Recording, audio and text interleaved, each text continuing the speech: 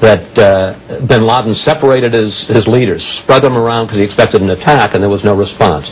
I understand that hindsight is always 20/20. No, let's talk about it. But the question is, why didn't you do more, connect the dots, and put them out of business? All right, let's talk about it. Now, I will answer all those things on the merits, but first I want to talk about the context in which this arises.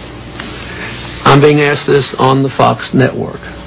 ABC just had a right-wing conservative running their little pathway to 9/11, falsely claiming it was based on the 9/11 Commission report, with 3 things asserted against me directly contradicted by the 9/11 Commission report. And I think it's very interesting that all the conservative Republicans who now say I didn't do enough claimed that I was too obsessed with bin Laden. All of President Bush's neocons thought I was too obsessed with bin Laden. They had no meetings on bin Laden for 9 months after I left office. All the right-wingers who now say I didn't do enough said I did too much. Same people. They were all trying to get me to withdraw from Somalia in 1993 the next day after we were involved in Black Hawk Down, and I refused to do it and stayed 6 months and had an orderly transfer to the United Nations. Okay, now let's look at all the criticisms. Black Hawk Down, Somalia.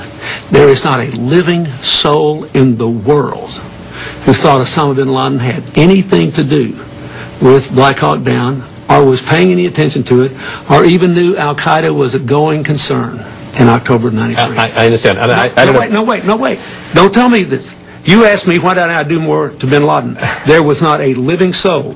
All the people who now criticize me wanted to leave the next day. You brought this up, so you get an answer. But you can't. I'm perfectly happy to. All right. Secondly, bin Laden says that bin Laden may have said bin Laden says that, but it showed the weakness of the United States. But it would have shown the weakness if we'd left right away. But he wasn't involved in that. That's just a bunch of bull. That was about Muhammad Aidid, a Muslim warlord, murdering 22 Pakistani Muslim troops. We were all there on a humanitarian mission. We had no mission, none, to establish a certain kind of Somali government or keep anybody out. He was not a religious fanatic. There was no Al-Qaeda. With respect, if I may, instead of going through 93 and 96... No, you ask it. You brought it up. May I ask you a general question and then you can answer? Yeah.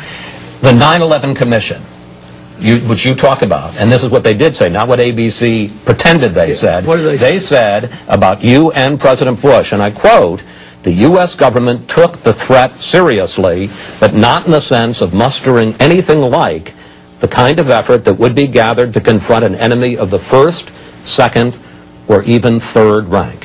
First of all, that's not true with us and bin Laden. Well, I'm telling you, that's what the 9/11 Commission said. Let's look at what Richard Clark said. Do you think Richard Clark has a vigorous attitude about bin Laden?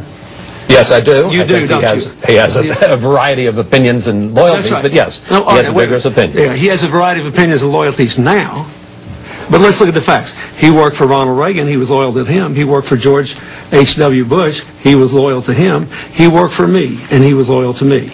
He worked for President Bush. He was loyal to him. They downgraded him and the terrorist operation. Now, look what he said. Read his book and read his factual assertions. Not opinions, assertions.